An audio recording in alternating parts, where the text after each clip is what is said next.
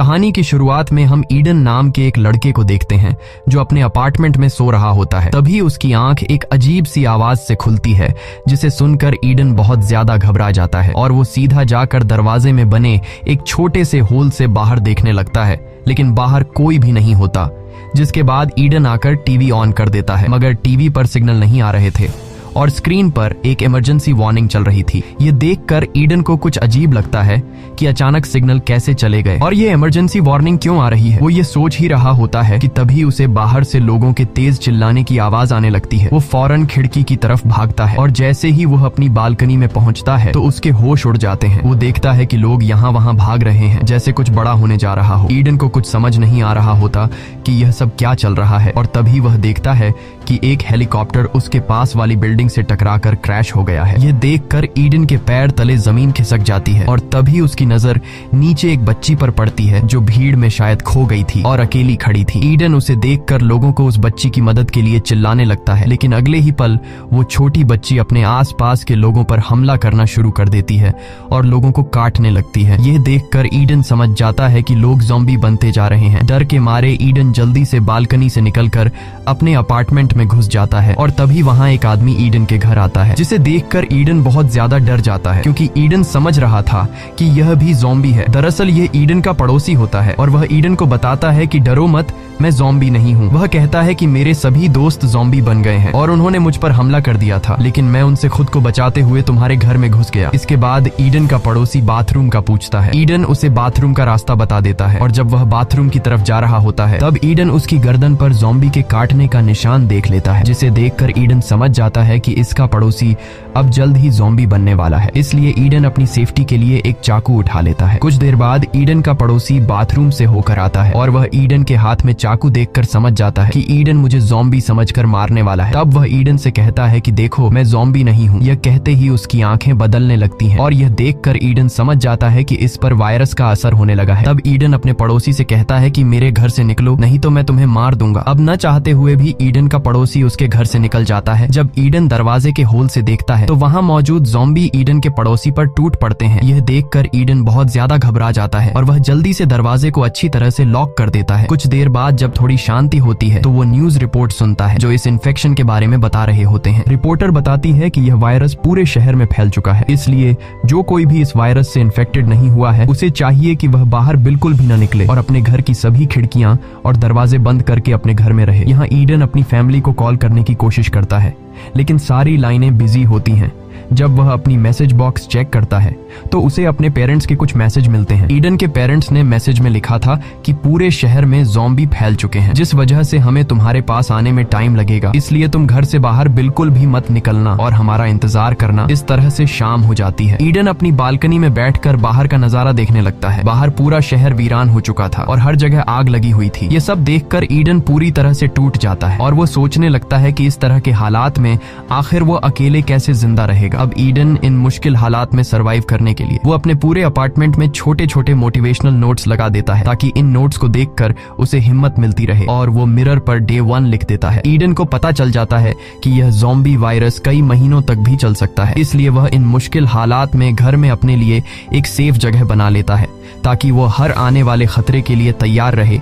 इस तरह से दिन गुजरते हैं और एक हफ्ता बीत जाता है। रात को वो अपने लैपटॉप पर अपनी एक वीडियो रिकॉर्ड करता है जिसमें वह बताता है कि इस बंद अपार्टमेंट में उसके दिन कैसे गुजर रहे हैं। साथ ही वो अपने पेरेंट्स को भी कॉल करने की कोशिश करता है, पर मोबाइल का सिग्नल काम नहीं कर रहा होता। वक्त के साथ साथ अब ईडन को अकेलापन महसूस होने लगता है और एक दिन जब उसे पता चलता है कि उसके किसी भी नल में पानी नहीं आ रहा है तो यह देखकर वह बहुत ज्यादा परेशान हो जाता है और ऊपर से ईडन के पास खाना भी काफी कम बचा था, इसलिए वह थोड़ा सा खाना खाकर गुजारा करने लगता है। ईडन ज़ॉम्बियों से घिरे हुए शहर के बीच में अकेला फंसा हुआ था। उसे कुछ खबर नहीं थी कि बाहर की दुनिया में क्या चल रहा है। एक दिन ईडन जब लैपटॉप में कुछ देख रहा होता है तभी उसे किसी के आहट सुनाई देती है। वो जल्दी से खुद की सेफ्टी के लिए एक बेसबॉल बैट ले लेता है और तभी हम देखते हैं कि छत में बने वेंटिलेशन के रास्ते से एक इन्फेक्टेड लड़की ईडन के अपार्टमेंट में कूद जाती है। यहाँ ईडन फौरन छिप जाता है और जब वह लड़की धीरे धीरे धीरे उसकी तरफ बढ़ रही होती है, तब ईडन मौका देखकर पीछे से उस लड़की के सिर पर अटैक कर देता है, जिससे उसकी वहीं पर मौत हो जाती है। जिसके बाद ईडन जल्दी से जाकर एक सर्फ बोर्ड से उस रास्ते को बंद कर देता है ताकि यहाँ से दूसरा कोई ज़ॉम्बी अंदर ना आ सके। इस तरह से दिन गुजरते हैं और ईडन जैसे तैसे करके जिंदा रहने की जंग लड़ रहा होता है। एक दिन जब वह अपनी एक और रिकॉर्डिंग कर रहा होता है, उसे अपने फोन की घंटी सुनाई देती है। वो जल्दी से फोन उठा लेता है और देखता है कि उसकी माँ का एक वॉइस मैसेज आया है। उसकी माँ बताती है कि हम लोग शहर के काफी करीब आ चुके हैं और कुछ ही घंटों में तुम्हारे पास पहुंचने वाले हैं। इससे पहले कि ईडन की माँ अपनी बात पूरी कर पाती, तभी उन्हें कुछ इन्फेक्टेड लोग घेर लेते हैं। ईडन वॉइस मैसेज के आखिरी कुछ सेकंड्स में अपने माँ बाप की चीखें सुनता है और फिर मैसेज बंद हो जाता है। ये सब सुनकर ईडन समझ जाता है कि उसके पेरेंट्स अब मर चुके हैं। ईडन बहुत ज्यादा रोने लगता है क्योंकि अब उसके पास जीने की कोई वजह नहीं थी। वह एक बेसबॉल बैट उठाकर यहाँ से भागने का प्लान बनाता है। घर से बाहर निकलते ही उसे ढेर सारे इन्फेक्टेड लोग दिखाई देते हैं। तभी उसकी नजर अपने पड़ोसी पर पड़ती है जो अभी तक जिंदा था, लेकिन वह बुरी तरह से घायल था, जिस वजह से वह ईडन पर हमला नहीं कर सकता था। इसके बाद ईडन बिल्डिंग से बाहर निकलने का कोई रास्ता ढूंढने की कोशिश करता है, लेकिन उसे कोई रास्ता नहीं मिलता क्योंकि हर एक जगह ज़ॉम्बी खड़े थे, जिसे देखकर ईडन समझ जाता है कि वह इतने सारे इन्फेक्टेड लोगों के बीच यहाँ से नहीं निकल सकता। और अब जैसे ही वह अपने अपार्टमेंट की तरफ जाता है, तभी इन्फेक्टेड लोग ईडन पर हमला कर देते हैं। लेकिन ईडन जैसे तैसे करके उनसे खुद को बचाकर अपने अपार्टमेंट में घुस जाता है और फ्रिज को दरवाजे के सामने लाकर दरवाजे को अच्छी तरह से बंद कर देता है ताकि बाहर से कोई भी इन्फेक्टेड दरवाजा तोड़ न सके। अब न चाहते हुए ईडन को फिर से अपने घर में रहना पड़ता है। कई हफ्तों से घर में अकेले रहने की वजह से ईडन पूरी तरह से टूट चुका होता है। ईडन का इन हालात में जीना मुश्किल हो गया था और तभी पूरे शहर की बिजली चली जाती है। ये देखकर ईडन और भी ज्यादा गहरे सदमे में चला जाता है और वह सोचने लगता है कि अब मैं आगे की जिंदगी कैसे गुजारूंगा। न खाने पीने को कुछ है, न सिग्नल और न ही बिजली है। ये सब सोचकर ईडन अपने आप को और ज्यादा अकेला महसूस करने लगता है। इसके बाद ईडन अपनी जिंदगी से तंग आकर अपना लैपटॉप ऑन करता है और उसमें वीडियो रिकॉर्ड करने लगता है। वह कैमरे में देखकर कहता है कि आज वायरस को फैले हुए 42 डेज हो चुके हैं। वह बताता है कि मैंने जिंदा रहने के लिए सब कुछ कर लिया, लेकिन अब मैं और बर्दाश्त नहीं कर सकता। मैंने पिछले 2 दिनों से न खाना खाया है और न ही पानी पिया है। वह कहता है कि इस तरह घुट घुट कर जीने से अच्छा है कि मैं अपनी जान दे दूं। इसके बाद वह पूरे 42 दिन इस मुश्किल हालात में जीने के बाद सब कुछ खत्म करने का फैसला करता है और जैसे ही वह खुद को लटकाने वाला होता है, तभी उसकी नजर सामने एक बिल्डिंग पर जाती है जहां उसे एक लड़की दिखाई देती है। इतने दिनों बाद लड़की को देखकर ईडन एकदम शॉक रह जाता है और ईडन को जीने की एक नई उम्मीद मिल जाती है। पर तभी उसका पांव चेयर से स्लिप हो जाता है और वो तड़पने लगता है। लकीली रस्सी टूट जाती है और ईडन की जान बच जाती है। उसके बाद ईडन फौरन खिड़की के पास जाकर उस लड़की को गौर से देखने लगता है। एक जिंदा लड़की को देखकर उसे अपनी आंखों पर यकीन नहीं हो रहा था, क्योंकि वह पिछले 42 दिनों बाद किसी इंसान को देख रहा था। तभी वो लड़की भी ईडन को देख लेती है, लेकिन वो लड़की जल्दी से विंडो का पर्दा बंद कर देती है क्योंकि वो उसे ज़ॉम्बी समझने लगी। अगले दिन ईडन खिड़की के पास जाता है जहां वह उस लड़की को फिर से देखता है। अब इससे पहले कि वह लड़की फिर से ईडन को ज़ॉम्बी समझकर छिप जाती, ईडन जल्दी से एक पेपर पर हाई लिखकर उसकी तरफ हाथ हिलाता है। ये देखकर वो लड़की समझ जाती है कि ईडन कोई ज़ॉम्बी नहीं बल्कि इंसान है और वो लड़की ये देखकर काफी खुश हो जाती है। उसके बाद ईडन एक पेपर के जरिए उस लड़की को अपना नाम बताता है। ये देखकर वो लड़की भी अपना नाम एवा बता देती है। एवा ईडन से पूछती है कि क्या तुम्हारे पास खाने पीने को कुछ है। तब ईडन उसे बताता है कि मेरे पास खाने को तो कुछ नहीं है, लेकिन पीने के लिए ढेर सारा पानी है। उसके बाद एवा देखती है कि उसके घर के दरवाजे के पास ज़ॉम्बी आ चुके हैं, जिस वजह से एवा पर्दा बंद करके जाने लगती है। लेकिन जाने से पहले ईडन पेपर पर लिखकर एवा से पूछता है कि क्या कल भी हम इस तरह से बात कर सकते हैं, जिस पर एवा हाँ में जवाब देकर वहाँ से चली जाती है। रात को ईडन को बहुत ज्यादा भूख लगती है और जब खाने को कुछ नहीं मिलता है तब ईडन टूथपेस्ट खाकर गुजारा करने लगता है। कुछ देर बाद तेज बारिश शुरू हो जाती है। तब ईडन बारिश का पानी स्टोर करने के लिए बाहर बर्तन रख देता है और खुद भी पूरे 42 दिनों बाद बारिश के पानी में नहाने लगता है। 42 दिनों में ईडन की दाढ़ी भी काफी बढ़ चुकी थी, इसलिए वो दाढ़ी को शेप कर देता है। अगले दिन ईडन खुद को एकदम चिकना करके लड़की के सामने आता है। ईवा उसे देखकर ही पसंद करने लगती है। ईडन एक बोल के साथ रस्सी बांधकर ईवा के अपार्टमेंट की तरफ फेंक देता है, जिसे ईवा पकड़ लेती है और उसके बाद ईडन उस रस्सी पर 2 पानी की बोतल बांधकर ईवा की तरफ धकेल देता है। लेकिन वो बोतल सामने की जाली से तेजी से टकरा जाती है, जिसकी आवाज नीचे एक ज़ॉम्बी सुन लेता है और वो ज़ॉम्बी सीधे ईवा के अपार्टमेंट अपार्टमेंट की तरफ चढ़ने लगता है, तब ईडन ज़ॉम्बी को देख लेता है और ईडन उस ज़ॉम्बी का ध्यान भटकाने के लिए एक बोतल उठाकर उस ज़ॉम्बी के सिर पर मारता है, जिससे वो ज़ॉम्बी ईडन को भी देख लेता है और वो ईडन पर काफी गुस्सा हो जाता है। इसके बाद वो ज़ॉम्बी एवा को छोड़कर ईडन को मारने के लिए उसके अपार्टमेंट पर चढ़ने लगता है। तब ईडन जाकर जल्दी से बेसबॉल का बैट उठा लेता है और जैसे ही वो ज़ॉम्बी ईडन के अपार्टमेंट पर चढ़ने ही वाला होता है, तब ईडन उससे बेसबॉल के बेट से मारकर खत्म कर देता है। कुछ देर बाद रात हो जाती है और रात को ईडन का भूख से बुरा हाल हो जाता है। अब ईडन और ज्यादा भूख सहन नहीं कर सकता था, इसलिए अब उसे किसी भी हाल में खाने के लिए कुछ ढूंढना होगा। जिसके बाद वह पड़ोसी के घर में जाकर खाना पीना ढूंढने का फैसला करता है और जैसे ही वह अपने अपार्टमेंट से बाहर निकलता है तो उससे सामने अपने पड़ोसी की लाश दिखाई देती है। जिसके बाद ईडन अपने पड़ोसी के पॉकेट चेक करता है तो उसे पड़ोसी की जेब में उसके घर के चाबियों का गुच्छा मिल जाता है और तभी उसे कुछ ज़ॉम्बियों के आने की आवाज सुनाई देती है। अब ईडन बुरी तरह से फंस चुका था, वो उन ज़ॉम्बियों से भाग भी नहीं सकता था। लेकिन यहाँ ईडन समझदारी से काम लेते हुए अपनी पड़ोसी की लाश के साथ लेट जाता है और एक लाश होने का नाटक करता है। ईडन का यह चालाकी काम कर जाता है और सभी ज़ॉम्बी उसके ऊपर से होते हुए आगे निकल जाते हैं। जिसके बाद ईडन धीरे धीरे अपने पड़ोसी के घर के अंदर घुस जाता है। घर के अंदर घुसते ही वह देखता है कि सामने बेड पर एक लड़की लेटी हुई है, लेकिन ईडन उसके करीब जाने से डर रहा होता है, इसलिए ईडन पहले उसके ऊपर हेलमेट गिरा देता है, यह देखने के लिए कि यह लड़की जिंदा है या फिर मर गई है। लेकिन वह लड़की हेलमेट लगने के बाद भी नहीं हिलती, जिसे देखकर ईडन समझ जाता है कि यह लड़की मर चुकी है। उसके बाद ईडन सीधे किचन की तरफ जाता है, जहां उसे थोड़ा बहुत खाना मिल जाता है और ईडन जब घर की ओर जांचबीन करने लगता है तब उसे जरूरत का ढेर सारा सामान मिल जाता है, जिससे ईडन एक बोरी में भरकर उठाता है और जैसे ही ईडन वहां से निकलने वाला होता है तभी एक इन्फेक्टेड उस पर हमला कर देता है। अब उससे पहले कि वह इन्फेक्टेड ईडन को काट पाता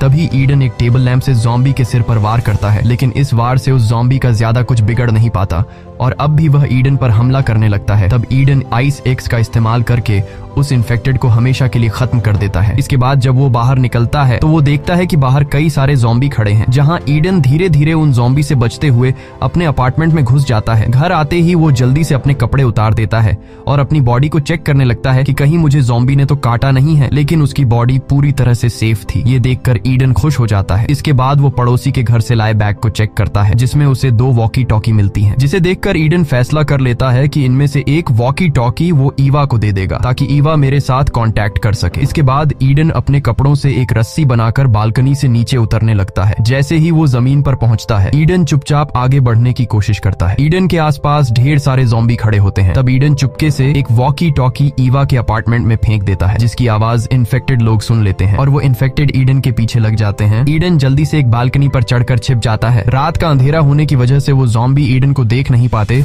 और वहां से जाने लगते हैं। इसके बाद ईडन वापस अपने अपार्टमेंट में आ जाता है। अगले दिन ईवा वॉकी टॉकी पर ईडन से बात करने लगती है। ईडन अपने वॉकी टॉकी पर ईवा की आवाज सुनकर काफी खुश हो जाता है। इसके बाद ईडन ईवा से कहता है कि मैंने पिछले 3 दिनों से कुछ भी नहीं खाया है और भूख से मेरा बुरा हाल हो रहा है। तब ईवा भी उसे कहती है कि मैं भी पिछले 2 दिनों से भूखी हूँ। इसके बाद ये दोनों ढेर सारी बातें करते हैं और बातें करते करते रात हो जाती है। जिसके बाद ईवा कहती है कि रात हो गई है और मैं सोने जा रही हूँ। यह कहकर वो ईडन से कॉन्टैक्ट कट कर लेती है। अब यहाँ ईडन से भूख बर्दाश्त नहीं हो रही थी, इसलिए वो खाना ढूंढने के लिए इस बिल्डिंग को एक्सप्लोर करने का फैसला करता है। वह अपने बाथरूम के वेंटिलेशन का रास्ता खोलता है और वेंटिलेशन के रास्ते से घुसकर पड़ोसी के घर में जाने लगता है। आगे बढ़ते हुए उसे एक इन्फेक्टेड की लाश मिलती है, जो शायद ऑक्सीजन की कमी से मर गया था। उसे देखकर ईडन पूरी तरह से डर जाता है, लेकिन फिर वो किसी तरह हिम्मत जुटाकर आगे बढ़ते हुए अपने पड़ोसी के बाथरूम तक पहुंच जाता है। लेकिन जैसे ही वो जमीन पर उतरता है तो उसे खून का एक लंबा निशान दिखाई देता है। उसी निशान को फॉलो करते हुए जब वह सामने लगे पर्दे हटाता है तो वहाँ पर कोई भी नहीं होता। अब ईडन धीरे धीरे आगे बढ़ते हुए पूरे घर की जांच पड़ताल करने लगता है और जब वह किचन पहुँचता है तो वहाँ उसे खाने का काफी सारा सामान मिल जाता है। इसके बाद ईडन एवा से कांटेक्ट करके उसे बताता है कि मुझे ढेर सारा खाना मिला है। यह सुनकर एवा गुस्सा हो जाती है और वो ईडन से कहती है कि तुम मुझसे बिना पूछे इस घर में कैसे चले गए, वहाँ तुम्हारी जान को खतरा हो सकता है। ईडन उससे कहता है कि तुम मेरी टेंशन मत लो, यहाँ कोई भी नहीं है। जिसके बाद एवा ईडन से कहती है कि मैं भी तुम्हारे पास आना चाहती हूँ, लेकिन ईडन उसे समझाता है कि अभी तुम मेरे पास मत आओ, इस तरह तुम खतरे में पड़ सकती हो। मैं जब इस घर से निकलूंगा तब मैं तुम्हें सेफली अपने घर में ले आऊंगा। तब एवा मान जाती है